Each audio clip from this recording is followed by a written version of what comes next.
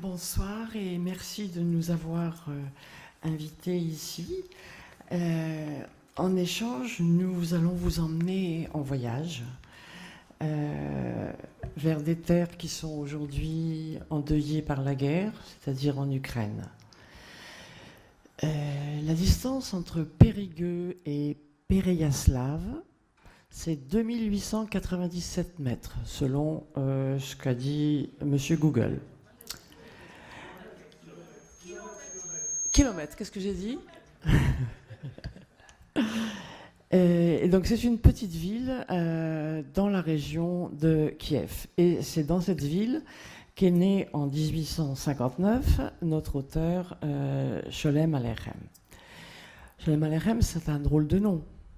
D'ailleurs, ce n'est pas un nom, c'est juste un pseudonyme. En fait, il s'appelait Sholem Rabinovitch, comme tout le monde ou presque. Et quand il a choisi ce pseudonyme, qui signifie littéralement « la paix soit avec vous », en yiddish, soit l'équivalent de « shalom aleichem » en hébreu, « salam aleikum » en arabe, ou « salut, bonjour chez vous » en français. En choisissant un pseudonyme comme ça, c'est déjà montrer une volonté de proximité et de sympathie avec les lecteurs. Pour nous rendre à Péréyaslav, nous allons prendre un train pas ordinaire, celui qu'on appelle le Tren Savat. Le recueil qui le concerne s'appelle en yiddish Eisenbahngeschichtes, conte ferroviaire. Et il est paru d'abord en feuilleton dans des journaux, comme presque toutes les œuvres de Sholem Aleichem. Et il comporte 20 histoires différentes écrites entre 1902 et 1911. Cette traduction date déjà de 1991. Nous étions alors un petit groupe de jeunes traducteurs, enthousiastes mais débutants. Deux ne sont plus malheureusement de ce monde, Louisette Kahn et Mathilde Mann.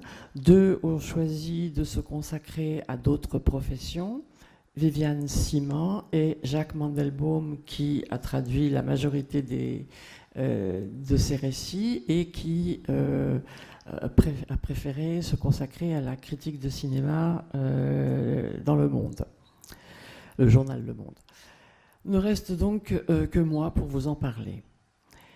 Alors je vais d'abord vous proposer un petit peu d'histoire et de géographie afin de mettre en contexte les nouvelles que vous entendrez lues par Daniel Königsberg. Traduit de quelle langue? Eh bien, du yiddish. Le yiddish, c'est une drôle de langue, elle aussi. Yiddish, ça veut simplement dire juif en yiddish. Mais c'est une langue qu'on appelle aussi judéo-allemand ou Yiddish Deutsch, Yiddish Deutsch, ou bien on l'appelle même simplement jargon, avec des nuances plus ou moins péjoratives selon l'époque et selon les gens qui employaient ce terme. C'est une langue qui s'écrit avec des caractères hébraïques, comme vous avez pu le voir sur la petite feuille qui vous a été donnée, mais c'est une langue européenne. Comme vous l'avez entendu peut-être dans le titre Eisenbahngeschichte, ça sonne assez germanique. Les Juifs ont toujours, dans leurs migrations successives, créé des langues pour leur permettre à la fois de garder le lien avec leur texte sacré, à savoir l'hébreu de la Bible et l'araméen du Talmud, mais aussi de pouvoir parler avec leurs nouveaux co-territoriaux. On a donc toute une série de judéo-langues, judéo-arabe, judéo-italien, judéo-provençal, judéo-espagnol et le yiddish, donc, qui est né en Rhénanie vers le Xe siècle. Et la composante germanique est la composante principale, à la fois en ce qui concerne le lexique et la grammaire. Mais outre l'alphabet, le yiddish garde quand même, disons, je ne sais pas, 20 à 30% de mots d'origine hébraïque. Et de plus, en se déplaçant vers l'Est, quand les populations juives ont été chassées d'Espagne et sont arrivées en Tchécoslovaquie, puis en Pologne, puis en Russie, à partir du XIVe siècle, donc, la langue a acquis une importante composante slave. Cette langue a été la langue vernaculaire des communautés juives d'Europe centrale et orientale, celles qu'on appelle les Ashkénazes. Et elle a essaimé sur d'autres continents avec les grandes migrations de la fin du XIXe siècle. Et donc le yiddish a été parlé aussi, ou est toujours parlé en Amérique, dans les deux Amériques, en Argentine aussi beaucoup, et même en Afrique du Sud et en Australie. Cependant, jusqu'à la Seconde Guerre mondiale, ce qu'on appelle parfois le Yiddishland était principalement situé dans la dénommée zone de résidence. Alors, qu'est-ce que c'est que la zone de résidence ? C'est l'endroit où les Juifs étaient autorisés à résider depuis l'impératrice Catherine II et jusqu'en février 17, jusqu'à la Révolution. Dans cette zone qui va en gros depuis la Lituanie au nord jusqu'à la Crimée au sud et qui couvre l'Ukraine, une partie de la Pologne, la Moldavie et quelques autres territoires, les Juifs avaient le droit donc de s'installer, mais pas partout, pas dans les grandes villes, pas à Kiev, pas à Sébastopol, pas à Yalta. Seul un petit nombre de gens avaient le droit d'aller dans ces villes et a fortiori dans les capitales comme Moscou et Saint-Pétersbourg. Et d'autre part, on leur interdisait d'une part de posséder de la terre et d'autre part de s'installer dans de nouvelles zones rurales à partir de 1882. Donc ça explique pourquoi la civilisation juive traditionnelle est celle qu'on appelle civilisation du shtetl. Le shtetl, c'est la petite ville, la petite bourgade. Et dans cette zone, la vie n'était pas des plus faciles. Entre les quotas qui restreignaient l'accès à l'enseignement russe à partir de 1886, en gros, on autorisait 10% au maximum dans la zone de résidence d'étudiants juifs et 5% en dehors de cette zone. Autre politique discriminatoire, un service militaire particulièrement lourd avait été institué par Nicolas Ier. En échange, quand on avait fait 25 ans de service militaire, on avait le droit de s'installer dans les villes et zones jusque-là exclues. C'est aussi, cette zone de résidence, c'est aussi le théâtre de très nombreux pogroms. Vous savez, ces scènes de violence déclenchées par des bandes de paysans ou des cosaques, mais en grande partie fomentées par la police tsariste, qui trouvait là un exutoire commode aux colères populaires en les dirigeant vers les Juifs et non pas vers les possédants. Le yiddish a été parlé par les 2/3 des Juifs du monde avant la Seconde Guerre mondiale, à peu près donc 11 millions de personnes. Le génocide a évidemment assassiné cette langue elle aussi, et elle n'est plus langue vernaculaire que dans les communautés chassidiques très religieuses, à New York, en Israël ou à Anvers, mais elle reste une langue de culture pour de très nombreux apprenants aujourd'hui dans le monde. Comme la langue des Roms ou des Tziganes, le romani, le yiddish a réussi à survivre pendant des siècles en dehors de tout cadre étatique. Et cela continue, même si de façon anecdotique, 2 pays l'ont inscrit comme langue officielle dans leur constitution, le Birobidjan soviétique et la Suède après la Seconde Guerre mondiale. Mais à la différence du romani ou d'autres langues juives, dont la culture n'est que très partiellement écrite, le yiddish a créé une vaste littérature à partir de la Renaissance. Et après la période du yiddish ancien, où il s'agissait essentiellement de transpositions, soit de la Bible, soit de poèmes chevaleresques, inspirés des œuvres des peuples alentours, allemands ou italiens, est née progressivement une littérature moderne qui s'est épanouie au XIXe siècle.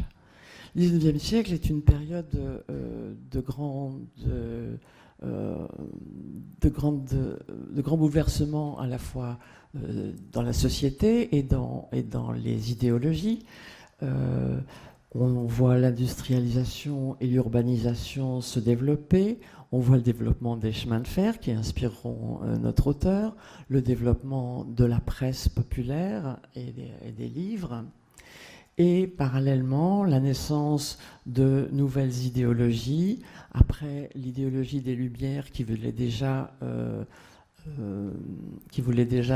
moderniser la vie juive.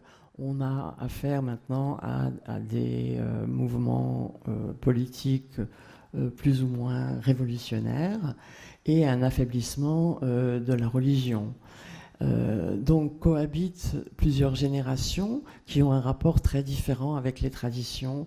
On voit progressivement les jeunes abandonner les interdits traditionnels, par exemple de voyager pendant le Shabbat. On les voit délaisser l'observance de la cacheroute, c'est-à-dire les règles alimentaires qui interdisent aux Juifs, par exemple, de manger du cochon, mais aussi de mélanger de la viande avec le lait. On voit les jeunes gens abandonner le couvre-chef que normalement ils ne devraient pas abandonner, et le port de la barbe.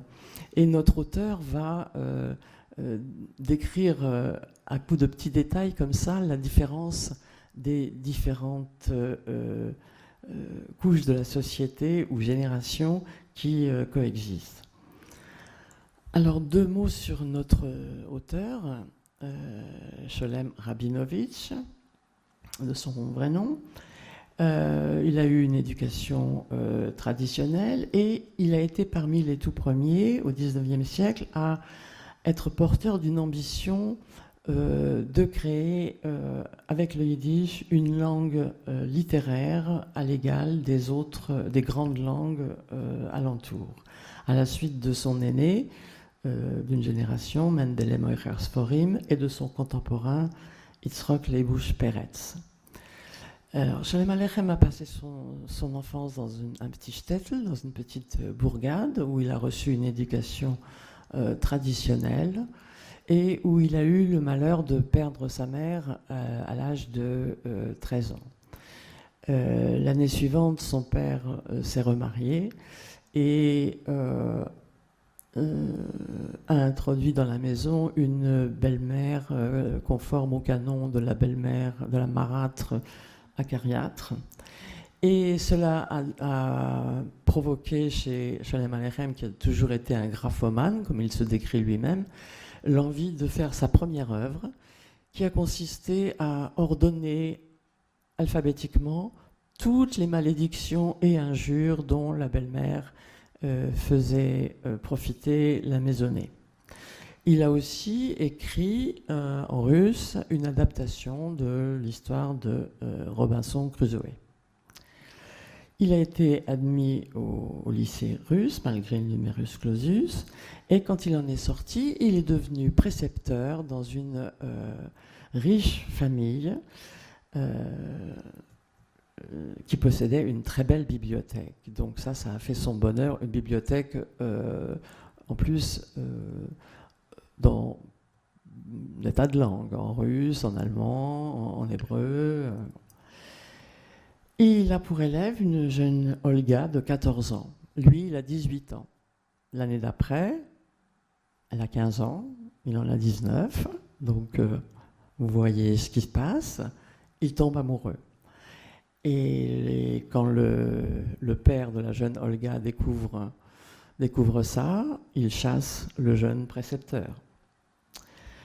Alors, il commence par faire des petits travaux, il publie des premiers articles en hébreu, il travaille pour tenir les registres d'état civil d'une communauté, et Olga, fidèlement, revient à la charge auprès de son père, qui finit par céder.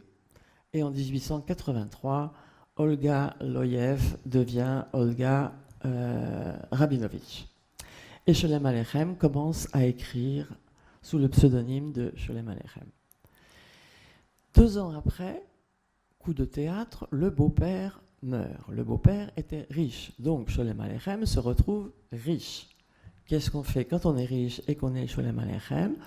On fonde aussitôt un genre de maison d'édition avec l'ambition de publier annuellement un recueil des meilleurs écrivains yiddish de son temps. Donc avec ça, il engloutit déjà une bonne partie de la fortune du beau-père. Et puis le reste, il le place, il essaye de le faire fructifier à la bourse ou dans les opérations commerciales pour lesquelles il n'est absolument pas doué. Et donc, ça y est, il a réussi, il n'a plus rien.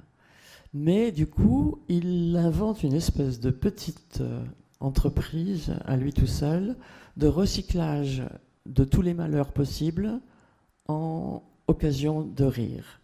Par exemple, avec sa propre expérience de la ruine, il va inventer le personnage de Menachem Mendel, un homme qui vit la tête dans les nuages, qui bâtit des châteaux en Espagne, qui se retrouve à la bourse à laquelle il ne comprend rien, et à chaque fois il échoue, mais à chaque fois il garde courage et il recommence.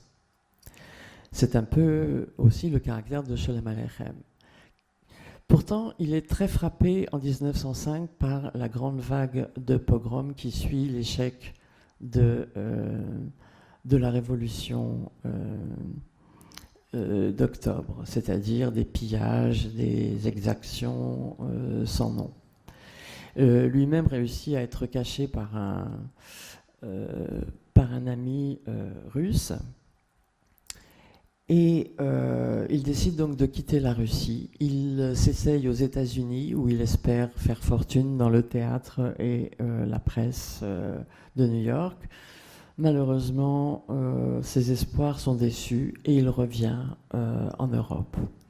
Pour faire vivre une famille qui, au fil des années, s'est agrandie jusqu'à 6 enfants, il écrit sans cesse, il publie énormément dans tous les journaux possibles imaginables.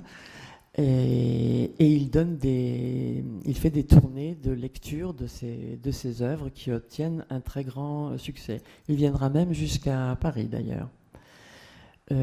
Mais tout ça n'est pas sans conséquence sur sa santé. En 1908, il est atteint de sa première crise de tuberculose. Et il doit faire des séjours dans des sanatoriums d'Italie, de Suisse ou d'Allemagne. En 1914, il se trouve, au moment du déclenchement de la Première Guerre mondiale, il se trouve en Allemagne et en tant que sujet russe, il doit aussitôt fuir. Il se retrouve au Danemark et de là il embarque pour les États-Unis de nouveau où il rejoint son frère qui habite déjà depuis plusieurs années. Et à New York et plus largement dans les États-Unis, il continuera ses tournées épuisantes de lecture publique et d'écriture incessante. Ceci ajouté à la mort prématurée de son fils aîné, fait que Sholem Aleichem meurt en 1916 à l'âge de 57 ans. Il est très populaire. Des milliers de personnes suivent son enterrement. Et par la suite, sa popularité n'a pas décliné. Au contraire, alors qu'il était déjà traduit de son vivant en russe et en hébreu, il va être traduit dans à peu près 40 langues, y compris l'arabe, le chinois, le japonais, le swahili, l'espéranto. Il laisse une production très abondante. Il aurait dû y avoir une quarantaine de volumes. Seulement 28 d'entre eux sont parus jusqu'ici dans l'édition la plus complète. Et de nombreux manuscrits ont été malheureusement perdus. Et il écrit dans tous les genres, sauf la poésie, de la critique, du théâtre, du roman, des nouvelles, des contes pour enfants et une autobiographie qu'il laissera inachevée. Mais dans cette production très abondante, ce sont surtout les récits courts, les nouvelles qui sont le domaine où il excelle. Les monologues en particulier, où il combine son goût pour l'oralité, qu'il exerce aussi au théâtre, et pour les récits brefs. Parmi les plus célèbres, on a déjà cité Menachem Mendel, mais il y a aussi les monologues de Thévier le laitier, qui a été plusieurs fois adapté au cinéma et qui est même devenu une comédie musicale à succès et puis un film sous le titre de Le violon sur le toit. Et puis il y a ce cycle des contes ferroviaires dont nous parlons ce soir. Ce qui fait le lien de ces contes ferroviaires, c'est le personnage du narrateur, qui est supposé être un commis voyageur, qui, pour se désennuyer, note ce que disent les gens qu'il rencontre dans le train. Mais l'autre point d'unification de cette œuvre, c'est l'humour. Ça, c'est vraiment ce qui caractérise Sholem Aleichem. On l'a vu dès sa jeunesse, il a le sens de l'humour. Il écrit un jour, par exemple, à un de ses amis, « Je vous le dis, ce monde est moche et méchant, mais par esprit de contradiction, il ne faut pas pleurer. Si vous voulez savoir, c'est là la véritable source, la véritable cause de ma bonne humeur, de mon humour, comme l'appellent les autres. Ne pas pleurer, exprès. Rire, exprès. Seulement rire. » Et donc il va employer toutes les ressources du comique de situation, mais surtout du comique de langage, en jouant à la fois sur la culture populaire, les expressions, les dictons, et sur la culture savante. S'il faut lui trouver des parentés, on peut citer évidemment Mark Twain.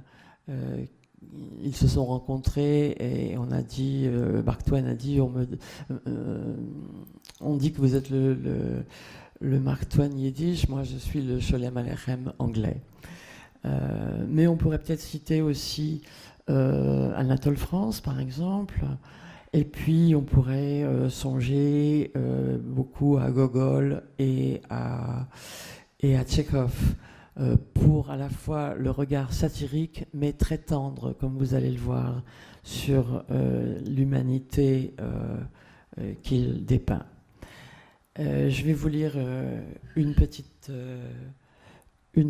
page, pas une petite page, une petite phrase en yiddish pour que vous en entendiez le son, et Daniel viendra ensuite vous le traduire.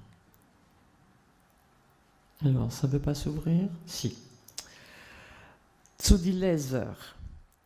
Ich bin a Reisender. Kimat 11 Chadoshim in Jahr bin ich hinweg.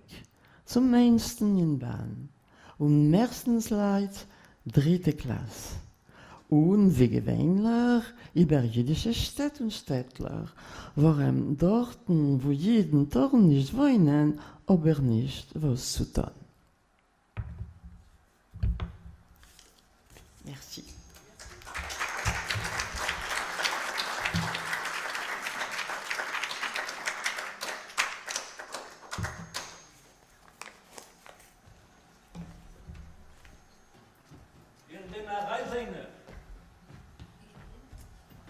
Je suis un voyageur, par Mont et par Vaux pratiquement 11 mois dans l'année, en train le plus souvent, presque toujours en 3e classe, et naturellement à travers villes et bourgades juives, n'ayant strictement rien à faire dans les endroits où les juifs ne peuvent pas résider. Quel champ d'observation que les voyages! Dommage que je ne sois pas un écrivain. Cela dit à la réflexion, pourquoi ne pourrais-je pas y prétendre? Qu'est-ce donc au juste qu'être un écrivain? Une chose à la portée de tout le monde. Qui plus est, en yiddish, en jargon, comme on dit. La belle affaire. On prend une plume et on écrit. Cela dit, à la réflexion et à contrario, je ne conseillerais pas à tout le monde de se lancer dans le scribouillage. Chacun son métier et le gagne-pain avant toute chose, telle est mon opinion, à la rigueur. Si l'on n'a vraiment rien d'autre à faire, on peut toujours considérer qu'il s'agit d'un travail. En tant que voyageur, il m'arrive fréquemment d'être vissé sur mon siège des journées entières, sans avoir à lever le petit doigt, c'est à se taper la tête contre les murs. Aussi, ai-je songé à un bon moyen, faire l'acquisition d'un beau calepin et d'un crayon, et consigner soigneusement tout ce que je vois, tout ce que j'entends au cours de mes voyages. De cette façon, je touche du bois, le matériau s'est accumulé. Il y en a peut-être pour 1 an de lecture. Alors, je me suis sérieusement demandé, qu'est-ce qu'on peut faire avec ça? Le jeter? Ah, quel gâchis! Pourquoi ne pas le publier en recueil ou le faire paraître dans une feuille quelconque? Dieu m'est témoin qu'on imprime les choses bien pires que celle-là. Je me suis donc mis à l'ouvrage, triant la marchandise sur le volet, rejetant la camelote pour ne conserver que le meilleur, le premier choix, que j'ai réparti à son tour en histoires distinctes et dûment numérotées. Puis, j'ai donné à chacune d'elles un nom différent, visant comme il se doit l'article unique, en négociant qui se respecte.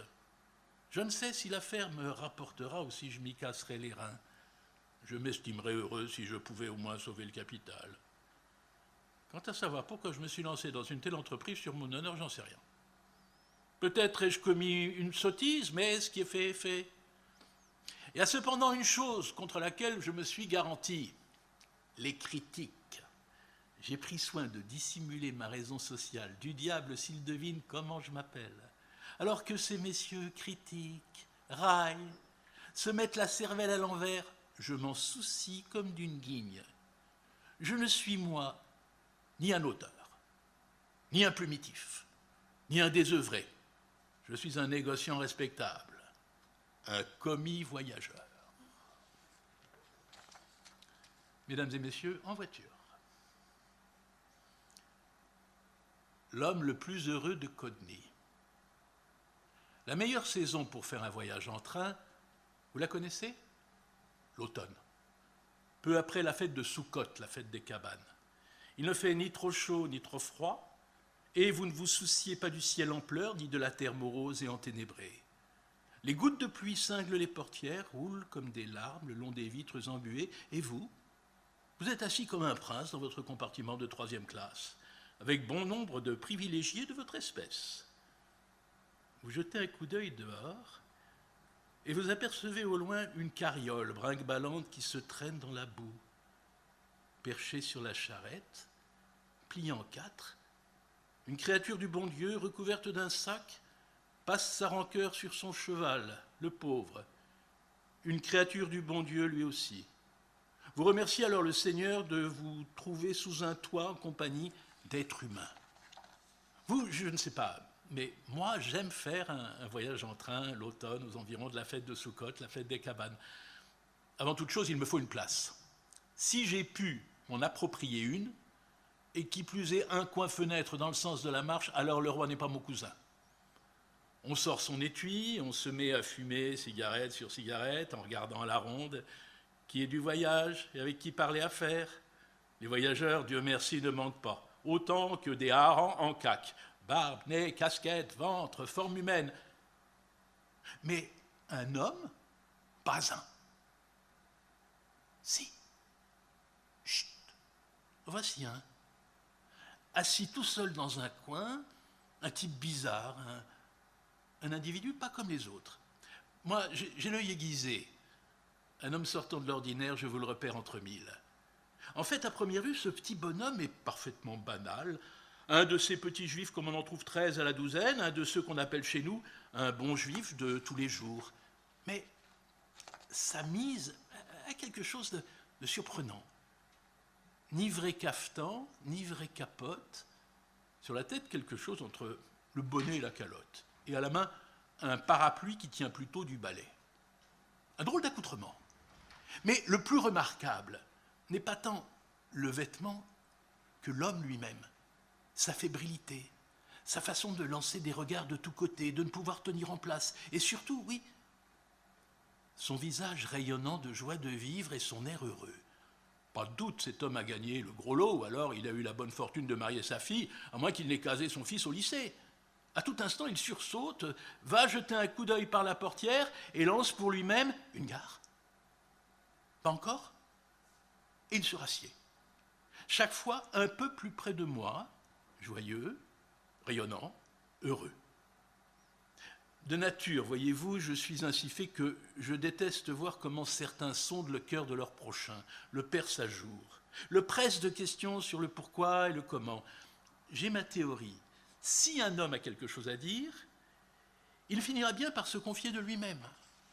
Et en effet, après le deuxième arrêt, le petit homme, remuant, se rapproche encore davantage de moi, si près à vrai dire que sa bouche se trouve à présent en face de mon nez. Où allez-vous comme ça ?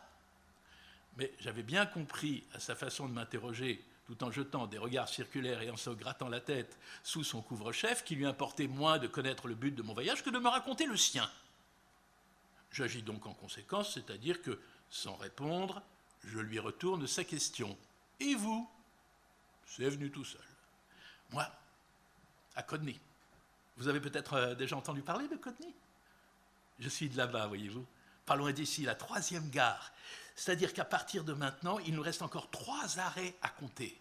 Et de là à Codny, il faut ensuite faire 1h30 de route. Enfin, 1h30, c'est façon de parler en vérité. C'est 2 bonnes heures, 2 heures bien sonnées et le pouce. Et ce, à condition que le chemin soit bon et qu'on dispose d'une calèche. Je l'ai commandée par télégramme. C'est-à-dire que j'ai envoyé une dépêche pour qu'on fasse venir une calèche à la gare. Vous croyez que c'est pour moi, pensez-vous ?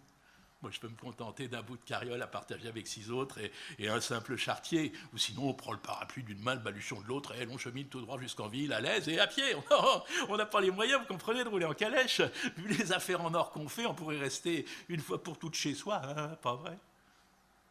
Ici, mon héros s'interrompt, pousse un soupir et se met à me parler tout bas à l'oreille, après avoir regardé tout autour de lui pour s'assurer que personne ne l'écoute. Je ne voyage pas seul.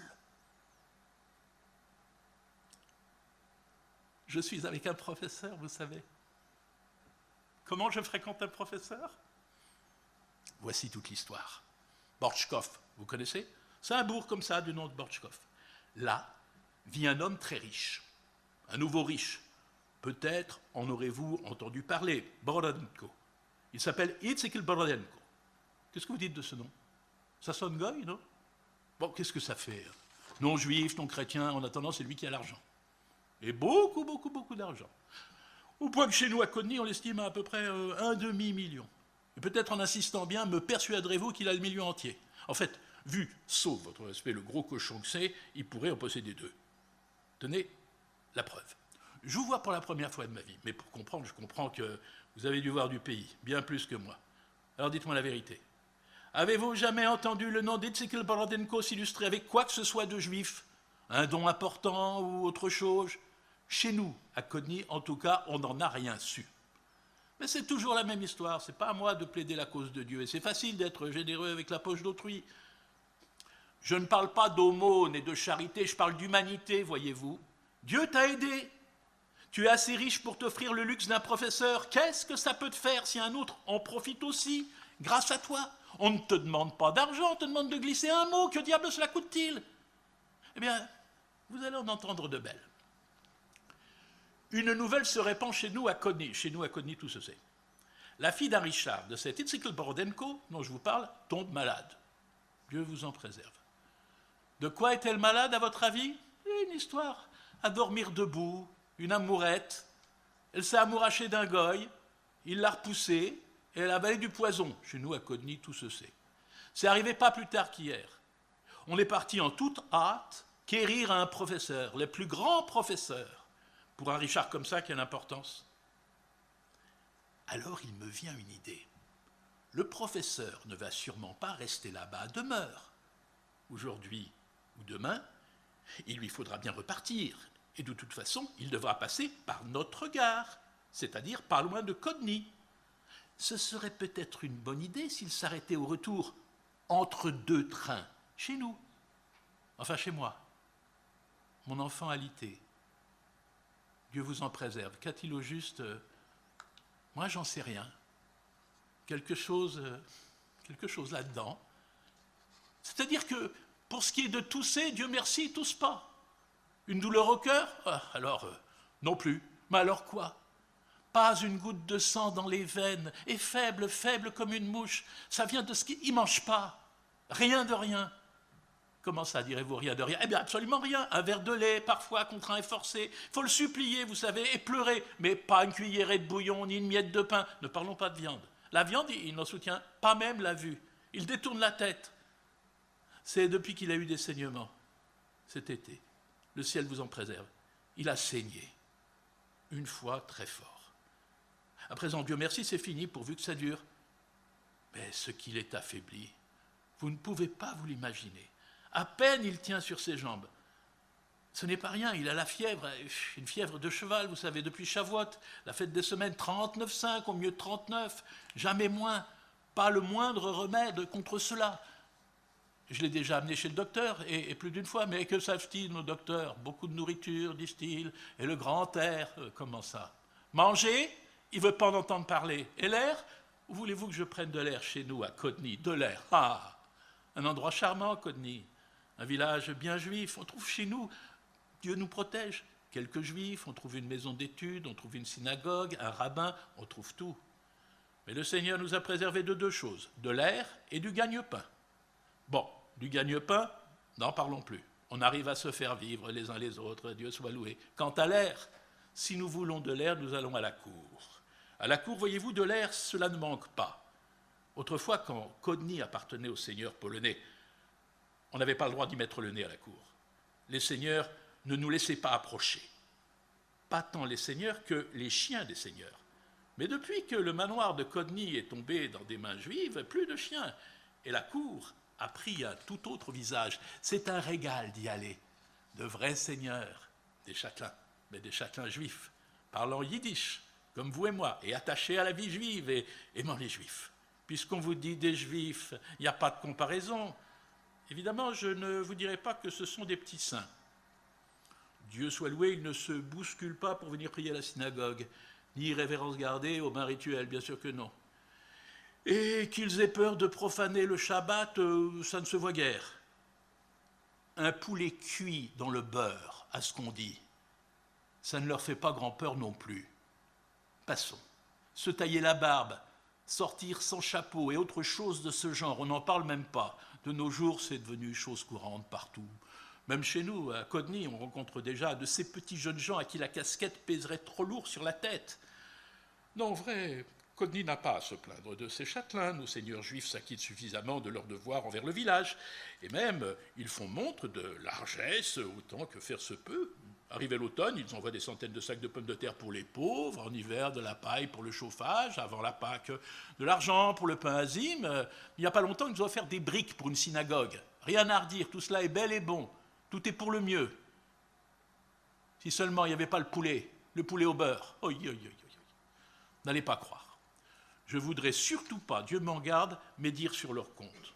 Qu'aurais-je contre eux? Jugez vous-même. Ils ne m'échangeraient pas contre un tonneau de borscht.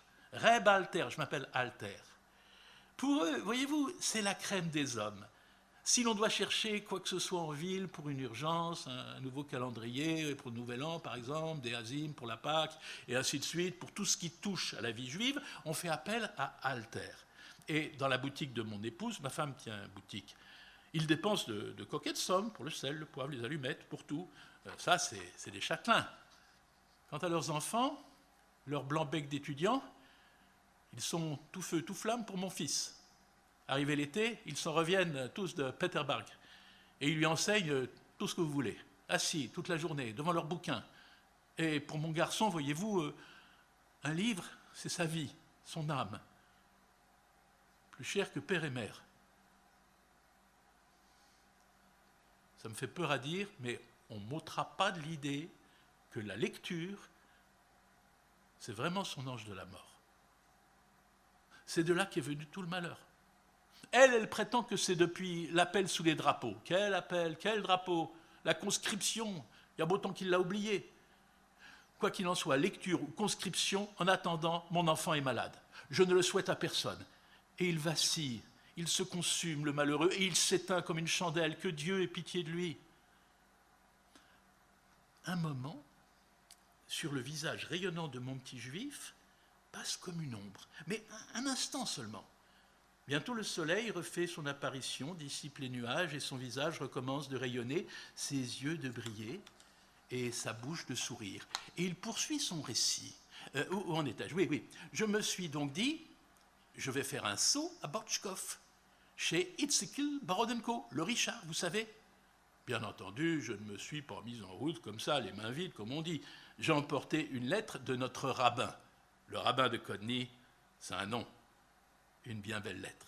Puisque Dieu vous a aidé et que vous êtes en mesure de faire venir chez vous un professeur si besoin est, et comme le Fils de notre altérétalité, que cela vous soit épargné, à l'article de la mort, puisse une étincelle de pitié s'éveiller dans votre cœur et vous conduire à descendre de votre piédestal et à comprendre la situation, et vous obtiendrez du professeur qu'à son retour, il doit de toute façon passer par Kodny. Il fasse un saut chez nous, entre deux trains, juste pour un quart d'heure, pour jeter un coup d'œil sur le malade, et Dieu vous bénisse. Bon, et ainsi de suite, une belle lettre. Soudain, un coup de sifflet, et nous nous immobilisons. Mon petit juif tressaille. Ah, une gare. Je vais faire un saut en première classe, rien qu'une minute.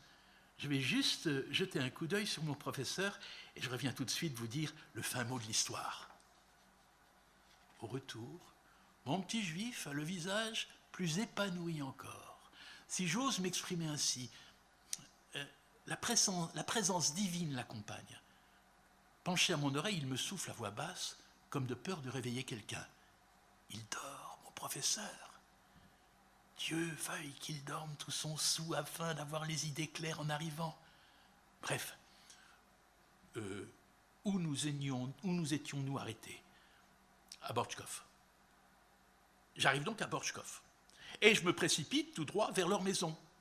Je sonne à la porte, une fois, deux fois, trois fois.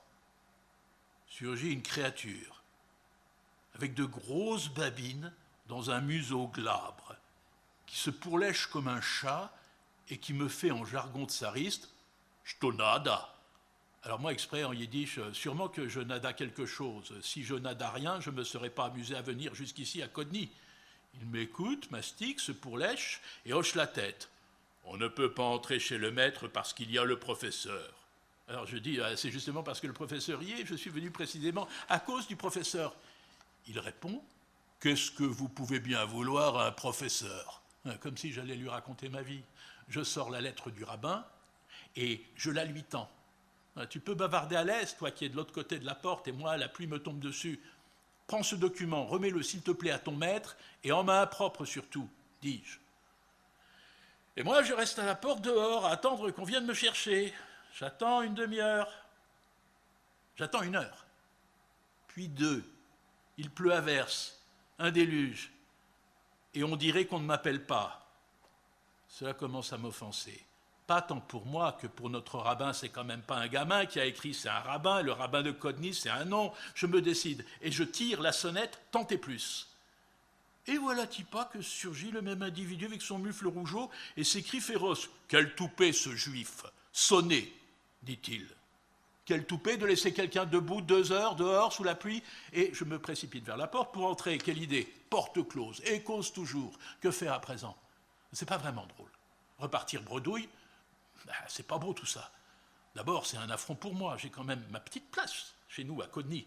Dieu me protège, je ne suis pas un va-nu-pied. Mais surtout, ça me crève le cœur, mon pauvre enfant. Mais comme on dit, il y a quand même un bon Dieu sur terre. Je regarde, une voiture approche, tirée par 4 chevaux, et s'arrête pile devant la porte. Je me jette sur le cocher. Qu'est-ce que c'est que cet attelage?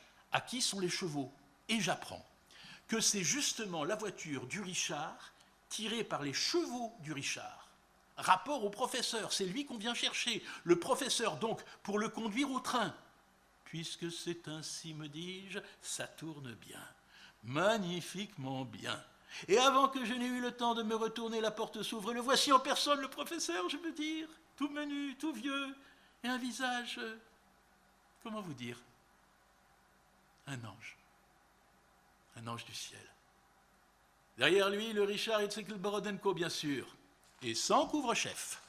Et à quelques pas, l'individu au mufle rougeau portant la mallette du professeur. Vous auriez dû voir ce peut-être plus que millionnaire, que Dieu me pardonne mes paroles, vêtu d'une veste de toile comme on en porte chez nous à Codny. Les mains dans les poches, il regarde de côté en louchant un peu. Moi debout, je le contemple. C'est donc ça, un millionnaire? Mais allez donc demander des comptes à Dieu. M'apercevant, il me transperce de ses yeux bigles et m'interpelle. Qu'est-ce que vous voulez? Je m'approche et je fais patati, patata, c'est moi, dis-je, qui vous a apporté la lettre de notre rabbin, vous savez. Il fait quel rabbin? Non mais vous entendez? Il ne sait pas de quel rabbin il s'agit? Du rabbin de Codny. Je suis de Codny. Je suis venu exprès, depuis Codny, pour le professeur. S'il voulait bien se déranger jusqu'à Codny, entre 2 trains, pour un quart d'heure, et voir mon enfant mortellement malade, je dis, voilà comment je lui parle, mot pour mot, et je n'embellis pas d'un cheveu. Ce que j'escomptais, je me disais, cet homme a connu le malheur. Sa fille a pris du poison. Dieu nous en garde. Peut-être son cœur va-t-il s'ouvrir, il aura pitié d'un malheureux père. Résultat? Pensez-vous, il n'a pas pipé mot. Rien qu'un regard oblique vers la créature au mufle rougeau, comme pour dire, tu pourrais pas me débarrasser de ce petit juif? Et mon professeur, pendant ce temps, est déjà installé dans la voiture avec sa petite mallette. Encore 1 minute, et plus de professeur. Alors que faire? Vu que la partie était fichue, je me suis dit, adieu va. Advienne que pourra. Il y va du salut d'un enfant. Je prends mon courage à 2 mains et hop, droit sous les sabots des chevaux. Bon, que voulez-vous que je vous dise? Que ça m'était agréable d'être étendu là?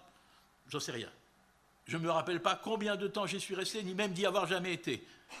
Peut-être ne suis-je pas du tout tombé.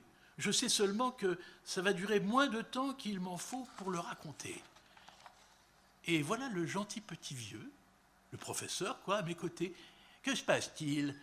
Et mon pauvre ami, me priant de tout lui raconter, d'exprimer mon désir sans crainte aucune. Le Richard, à l'écart, me regarde d'un œil torve. Et moi, je parle. Il faut vous dire que je ne suis pas un grand orateur en russe, mais là, Dieu m'a insufflé une telle force que ma langue marchait toute seule. Je lui ai tout raconté par le menu, tout ce que j'avais sur le cœur. Je lui ai dit, patati, patata, monsieur le professeur, peut-être est-il écrit que vous serez l'envoyé du ciel pour me rendre mon enfant, mon unique, le seul qui me reste sur 6, que Dieu lui prête longue vie. Et si ça doit coûter de l'argent, j'ai sûrement un beau billet, c'est-à-dire 25 roubles. Oh, pas à moi, Dieu garde, d'où me viendrait une telle somme? Ce sont les 25 roubles de mon épouse, mis de côté pour aller en ville acheter de la marchandise. Je sacrifie le billet au diable, la boutique de ma femme, pourvu qu'on sauve mon enfant. Voilà ce que je lui dis. Et je me mets à déboutonner mon cafetan pour produire le billet. Mais le petit vieux, le professeur, pose sa main sur moi. Laissez cela. Et il m'invite à grimper en voiture. Que je ne revoie jamais mon fils si je mens. Eh bien, je vous le demande. L'ongle du petit doigt du professeur ne vaut-il pas 1000 fois la vie de Itzik Borodenko? C'est qu'il a bien failli m'égorger sans couteau. Heureusement que le Très-Haut a si bien arrangé ça et que je m'en suis tiré. Mais que se serait-il passé sinon, hein? Qu'en dites-vous? Une sorte de branle-bas agite le compartiment et Mon petit bonhomme se précipite vers le contrôleur. « Codney ?»« Codney. »« Bonsoir. Bon voyage. Et ne dites à personne avec qui j'ai voyagé. Je ne veux pas qu'on sache, chez nous, à Codney, que je suis venu avec un professeur. » Ils accouraient tous. Sur ces mots glissés en grand secret, le petit juif me serre la main. Il disparaît de ma vue. Quelques minutes plus tard, alors que nous sommes sur le point de repartir, je vois, par la portière, cahoter une vieille calèche boiteuse tirée par une méchante paire de chevaux gris, fourbus et accablés. Dans la voiture a pris place un vieillard tout menu, portant lunettes, les joues vermeilles et la barbiche grise. Sur l'autre banquette de la calèche, mon petit juif, assis dans un coin, comme suspendu à un fil, couvant le vieil homme du regard. Et il se trémousse. Et son visage rayonne. Et ses yeux s'écarquillent, à lui jaillir des orbites. Dommage que je ne sois pas photographe, que je n'ai pas d'appareil sur moi. Ce n'aurait été que justice que de lui tirer le portrait au petit juif, que le monde voit ce que veut dire un homme heureux, l'homme le plus heureux de Codney.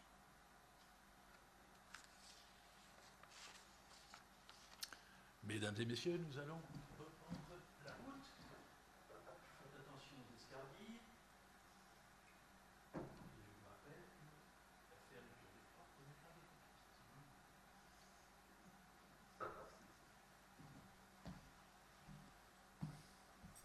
Il ne faut pas être bon, me fait un homme d'allure correcte, une verrue sur le nez, tout en me prenant une cigarette qu'il allume. Entendez-vous? Il ne faut pas être bon, à cause de ma bonté, à cause de mon caractère conciliant. J'ai travaillé à mon propre malheur. J'ai réchauffé un serpent sous mon toit, plutôt 2 serpents. Vous pouvez écouter cela? En m'envoyant une orpheline et un orphelin, Dieu a voulu m'honorer d'une bonne action à faire. Le Tout-Puissant m'a puni en me privant d'enfants. Je m'en suis donc procuré moi-même. Des enfants qui n'étaient pas les miens, pour qui j'ai tant fait et que j'ai élevé, et qui aujourd'hui me paient à coups de pierre. Tout d'abord, il me faut vous parler de l'orpheline. D'où vient que je connaisse une orpheline? Voici l'histoire. Ma femme avait une sœur plus jeune nommée Perle. Elle était cette perle, comment vous dire, d'une beauté incomparable. Toutes deux étaient belles. Aujourd'hui encore d'ailleurs, ma femme est tout à fait convenable pour son âge. Bref, leur beauté les dispensait de dot. Mieux, on les aurait encore couvertes d'or. Ce n'est pas là que je veux en venir. Quand ma belle-sœur s'est mariée, on a dit qu'elle était tombée sur un trésor, une chance, comme on n'en rencontre qu'une par siècle. Un riche héritier muni d'un grand-père fortuné, d'un père fortuné et d'un oncle fortuné sans postérité. Bref, de toutes parts, la fortune. Une chance. C'est pas là que je veux en venir. L'ennui, c'est que le garçon lui-même était un bon à rien, au demeurant un garçon tout à fait convenable, loin d'être bête, ni grossier dans ses manières, une personne sympathique, affable et gaie, mais quoi, un charlatan? Qu'il me pardonne, il repose dans un monde meilleur. Donc, qu'est-ce que j'entends par charlatan? Eh bien, c'est un amoureux des cartes. Comment croyez-vous qu'il était amoureux? À la vie, à la mort. Il vous aurait fait 100 km à pied pour une partie.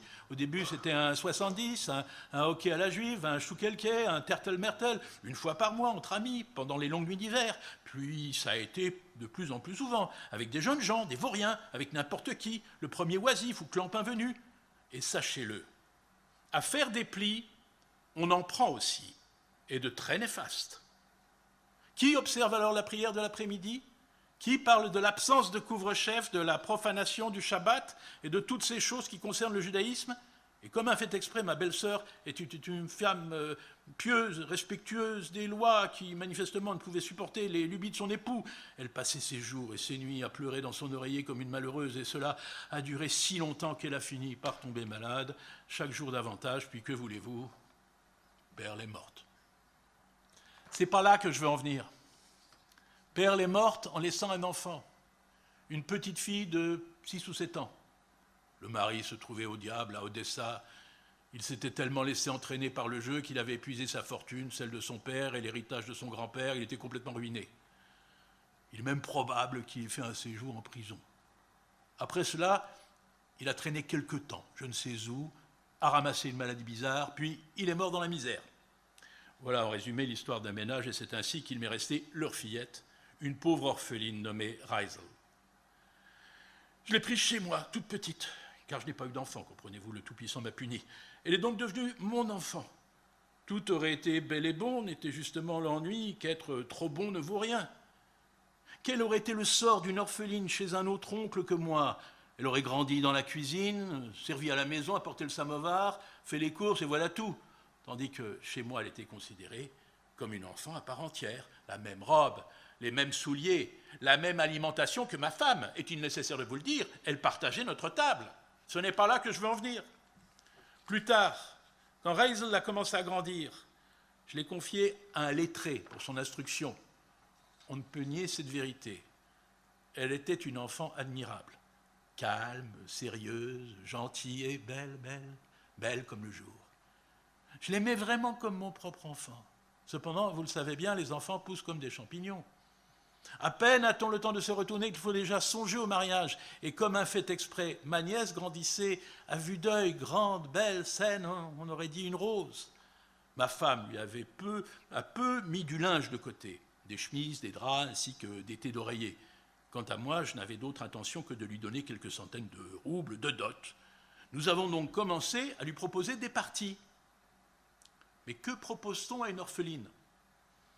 Elle n'a pas de parents. Son père, qu'il me pardonne, n'était pas un homme très bien. Et moi, je ne peux pas non plus offrir en guise de dot des 1000 et des 100. On doit donc lui trouver un jeune homme de son niveau qui puisse la nourrir. Et où trouve-t-on cela quand on ne peut prétendre d'une part à un parti honorable et que d'autre part, moi, je refuse un artisan, car tout de même, c'est un peu de ma famille, la fille d'une sœur de ma femme.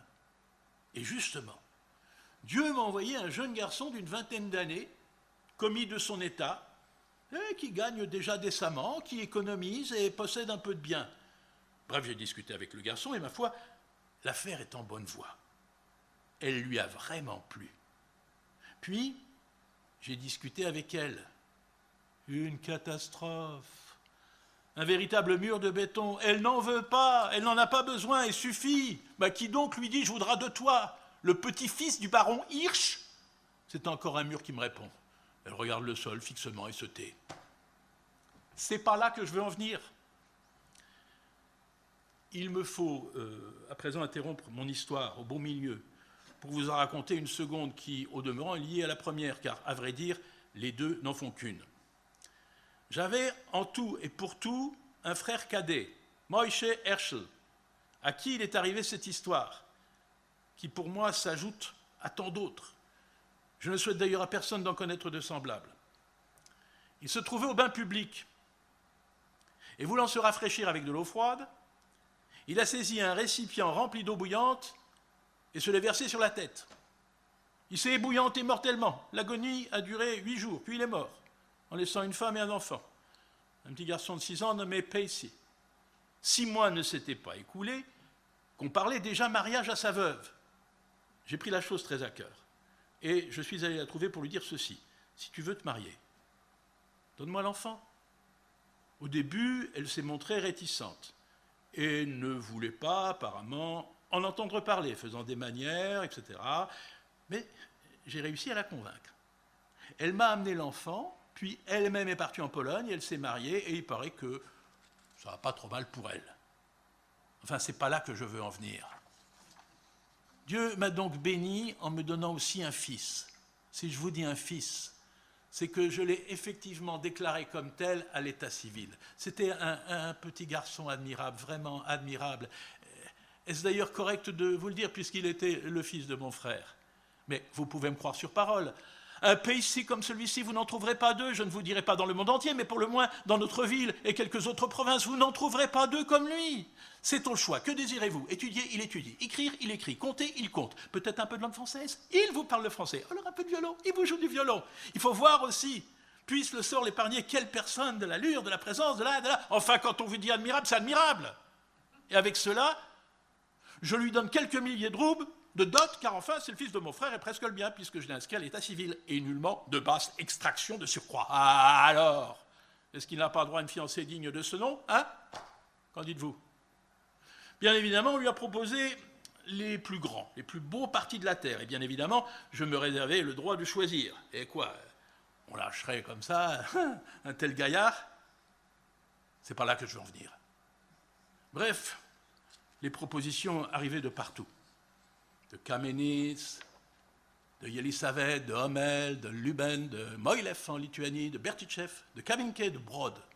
On me faisait des ponts d'or, 10 000 et 12 000, 15 000, 18 000. Je ne savais plus où donner de la tête. Puis je me suis fait cette réflexion. Qu'ai-je besoin de me fourvoyer à l'étranger? Qui sait où et chez qui? Mieux vaut, comme on dit, un proche cordonnier qu'un lointain rabbin. Il y a dans notre ville un magnat qui possède une fille unique, avec quelques bons milliers de roubles de dot. La jeune fille est tout à fait convenable, le père est consentant. Pourquoi cela ne ferait-il pas un mariage, n'est-ce pas? De surcroît, comme il se trouve justement chez nous 2 marieurs, ils ne cessent de faire l'aller-retour entre nos maisons, et nous prennent même un peu à la gorge pour conclure l'affaire au plus vite, car comprenez-vous, ils n'ont pas le temps, ayant eux-mêmes des filles à marier qui sont avec cela un peu montées en graines. Ce n'est pas là que je veux en venir. Finalement, il a bien fallu se résoudre à ménager une rencontre. Les temps ont décidément bien changé. Autrefois, on mariait un enfant sans le consulter, on rentrait un jour chez soi en le félicitant et l'affaire était close.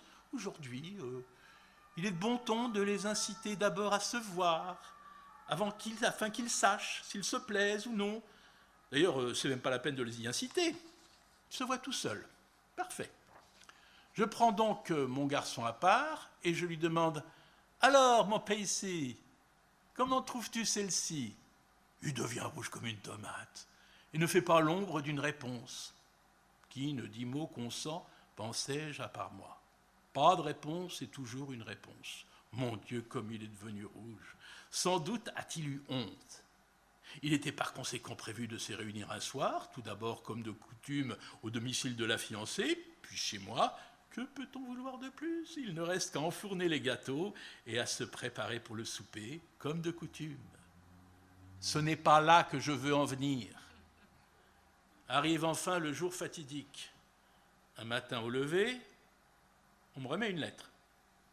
Un cocher me l'a apportée, aucune provenance. Je prends la lettre, j'ouvre, je lis. Ma vue se brouille. Pourquoi? Vous allez le savoir. C'est mon Paisy qui me demandait de ne pas lui garder rancune s'il était parti avec Reisel. Vous entendez un peu? Pour l'épouser sans notre consentement. Vous entendez un peu? Et de ne pas chercher à les retrouver, car ils étaient déjà loin. Vous entendez un peu? Et ne reviendraient, si Dieu le veut, qu'après la cérémonie religieuse. Alors, elle vous convient, la lettre? Bien sûr, je vous passe la réaction de ma femme. Elle a perdu 3 fois connaissance, car après tout, c'était bien grâce à elle que le scandale arrivait. Reisel était bien sa nièce à elle, et non la mienne. Voilà ce qui arrive, lui ai-je dit, quand on réchauffe un serpent dans son sein. Et comme d'habitude, je lui ai déversé tout ce que j'avais sur le cœur en la remerciant comme elle le méritait. C'est pas là que je veux en venir. Inutile de vous dire à quel point la rage me cuisait. Vous vous en doutez? Comment? On prend une enfant étrangère, une orpheline, nue et misérable, on l'élève. On veut la rendre heureuse, et voilà ce qu'elle fait. Elle entraîne le fils de mon frère sur une pente fatale. J'en étais à hurler, à trépigner, à m'arracher les cheveux. J'en serais devenu fou. Puis je me suis raisonné. À quoi bon se mettre en colère? Pourquoi trépigner? Il serait plus avisé de limiter les dégâts s'il est encore temps. En tout premier lieu, je suis promptement allé trouver l'autorité. Et j'ai pu, à raison d'un petit bakchiche, consigner qu'une nièce à moi, hébergée chez moi, m'avait volé et avait convaincu mon fils, inscrit comme tel à l'état civil, de s'enfuir avec elle. Ensuite, j'ai dû dépenser une fortune pour envoyer des dépêches aux 4 coins du monde, dans toutes les villes et bourgades de la région.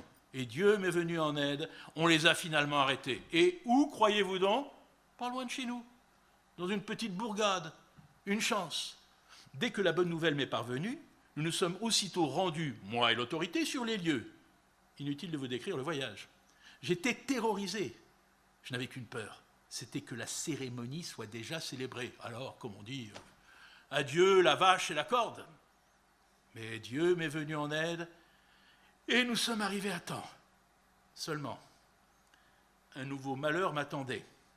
Comme j'avais déclaré qu'on m'avait volé, on les avait emprisonnés avant que j'aie eu le temps de me retourner. j'ai évidemment assez mal pris la chose. J'ai fait un esclandre et j'aurais laissé entendre que c'était elle, la nièce, qui m'avait volé, et quant à lui le fils, car il était déclaré comme tel, il était innocent. Cela les a apparemment convaincus. Mais au moment où on s'apprête à le relâcher, Pacey déclare « Si quelque chose a été volé, alors nous avons volé tous les deux. » Vous entendez ça? C'était elle, cette dépravée, qui lui avait soufflé ça. Une dévergondée sait y faire. Alors, faut-il être bon? Faut-il prendre en pitié une pauvre orpheline? Je vous le demande un peu, est-ce que ça vaut la peine?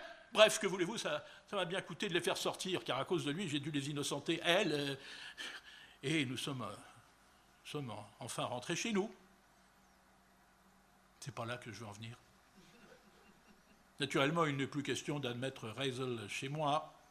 Je lui ai payé une pension chez un de ses parents, un nommé Moïse Meir, un homme simple, un villageois, et quant à Pacey, je l'ai pris chez moi et je l'ai bien sermonné.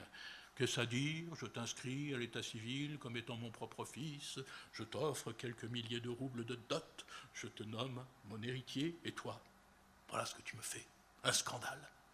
Il me répond alors, où est le scandale? Je suis votre neveu, et votre nièce, nous sommes de même naissance. Comment peux-tu te comparer à elle? Ton père était mon propre frère. Ton père était mon propre frère. Et avec cela, un honnête homme, tandis que le sien était, qu'il me pardonne, un charlatan, un tapeur de carton. Tout à coup, je jette un coup d'œil à ma femme. Elle défaille. Ce n'est que tapage et clameur. Elle ne veut rien entendre lorsqu'il est question du mari de sa sœur. Ils sont tous les deux, dit-elle, dans un monde meilleur, et on doit les laisser reposer en paix. Vous entendez un peu? C'était tout de même un déchet, dis-je. Pour le coup, elle défaille à nouveau. Quel malheur. On n'est plus chez soi. On n'a pas le droit de prononcer un mot sous son propre toit. C'est pas là que je veux en venir. Bref, j'ai sérieusement pris mon Pacey en main et je te l'ai surveillé d'un œil attentif afin qu'il n'aille pas me jouer le même tour une seconde fois. Et Dieu m'est venu en aide. Il est rentré dans le droit chemin. C'est heureusement laissé convaincre d'épouser une jeune fille, certes pas mirobolante, mais tout de même un milieu convenable, un beau-père, un nom, une dot, enfin, tout à fait à mon gré, j'étais au 7e ciel.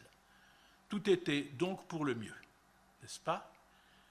Eh bien, consacrez-moi une minute et je vous en raconte une belle. Un jour, je rentre du magasin pour déjeuner à la maison.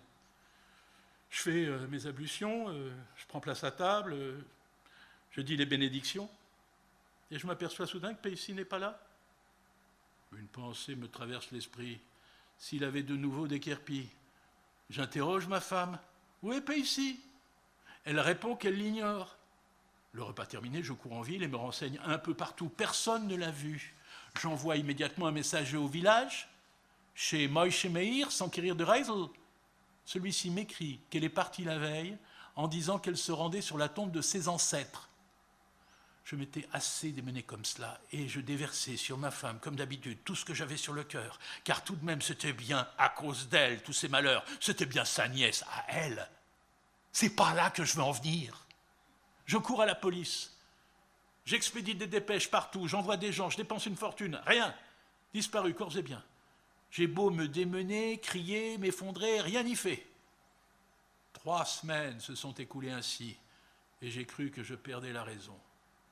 Puis un beau jour, je reçois une lettre de félicitations m'annonçant « Dieu soit loué, leur mariage, et aussi qu'ils ne craignent plus rien de moi à l'heure qu'il est, vous entendez, que désormais on ne les poursuivra plus, on ne les calomniera plus, qu'ils s'aiment depuis leur enfance et ont réalisé, Dieu merci, tous leurs espoirs. Et quant à leur subsistance, qu'on ne s'inquiète pas.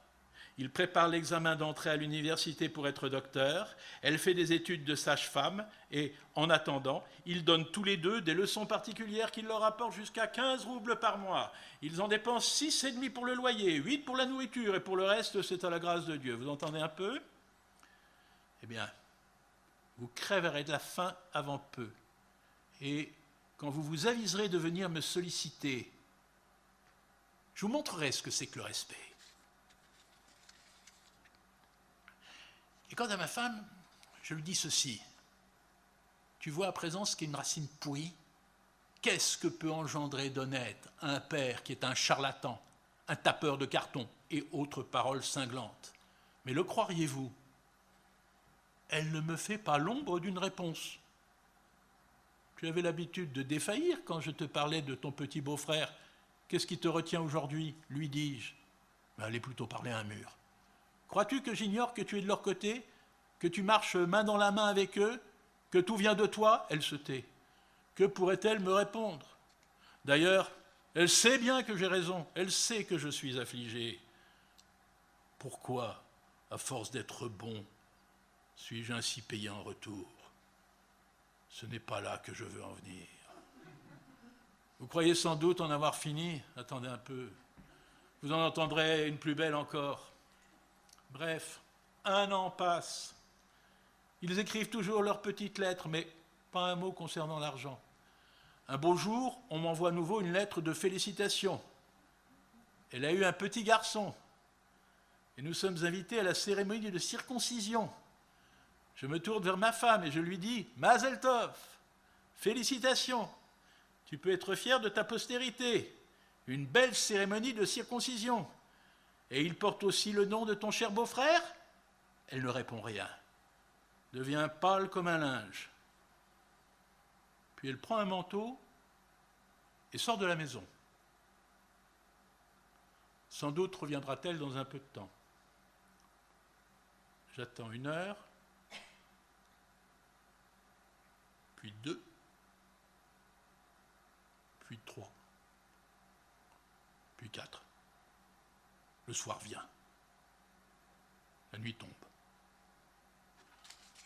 Elle n'est pas là. L'histoire est courte, mais elle est bonne. Que voulez-vous? Elle était partie les rejoindre. Et cela fait maintenant 2 ans qu'elle n'a pas remis les pieds à la maison. Et ne songe toujours pas apparemment à le faire. Où avez-vous entendu une histoire pareille? Au début, j'attendais au moins une lettre, et puis, comme elle ne m'écrivait pas, j'ai pris moi-même la plume pour lui demander « Est-ce juste? De quoi cela a-t-il l'air aux yeux du monde ?» Elle me répond que son monde est là-bas, près de ses enfants. Vous entendez ça? Que son petit-fils, au fait, il s'appelle Herschel, comme mon frère, lui est plus cher que tout au monde. Elle dit que ce petit Herschel n'a pas son pareil dans tout l'univers. Et avec cela, elle me souhaite de finir mes jours dans le faste et l'opulence, mais sans elle. Vous entendez ça? Je prends alors de nouveau la plume pour l'avertir de la manière la plus ferme que je n'enverrai pas un sou. Elle me répond qu'elle n'a pas besoin de mon argent. Vous entendez un peu? Pour le coup, je lui expédie une nouvelle lettre en lui annonçant que je les déshérite tous au profit d'une œuvre sociale. Elle ne se prive pas de me répondre qu'elle ne m'a rien demandé. Vous entendez ça? Qu'elle vit très honorablement auprès de ses enfants. Puisse cela durer, car Pacey a été admis à l'université et Reisel termine ses études de sage-femme.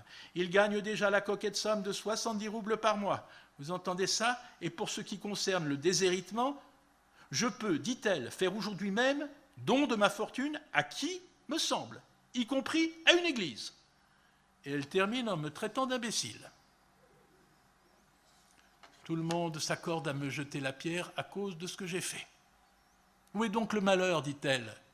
Le fils de ton frère a épousé la fille de ma sœur. Qu'est-ce qui te dérange à ce point, pauvre idiot? Tu devrais être là pour voir comment Herschel montre du doigt le portrait de son grand-père en disant « Papika !» Tu te donnerais 3 gifles. Vous entendez un peu? Voilà ce qu'elle m'écrit. C'est pas là que je veux en venir. Croyez-vous que cela ne me torture pas quand je rentre chez moi et que je me retrouve seul entre 4 murs et si je fais le vilain? Quelle aura été, je vous prie, ma vie sur cette terre? Pourquoi une telle fin? Pourquoi une telle vieillesse? Quelle bonne raison? À cause de ma bonté, à cause de mon caractère trop conciliant. Ne m'en veuillez pas, mais quand je me mets à parler de cette histoire, les larmes me montent aux yeux de dépit et vraiment, je ne peux plus prononcer un mot. Il ne faut pas être bon. Vous m'entendez? Il ne faut pas être bon.